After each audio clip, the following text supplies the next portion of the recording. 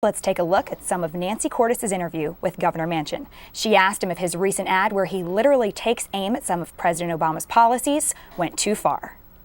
Don't you think it's a little bit over the top to be firing a gun when you're talking about the president and his policies? We're talking about cap and trade.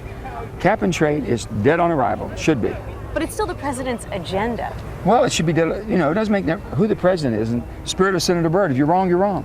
In West Virginia, you can't make wrong right.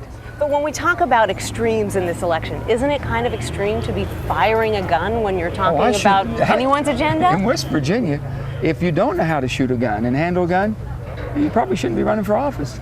Even if you're firing at legislation? At legislation, sometimes you need to blow it up when it's bad. You're so popular here in this state.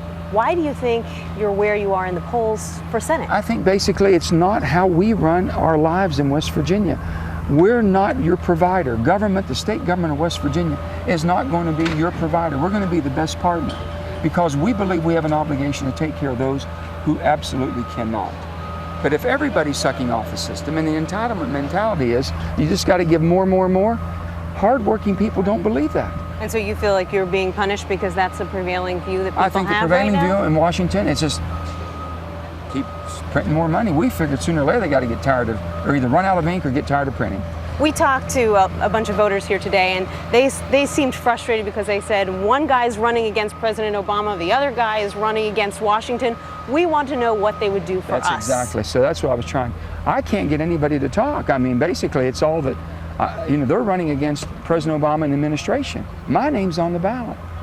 And I said, run against me. We disagree. He and I disagree. He wants to privatize Social Security.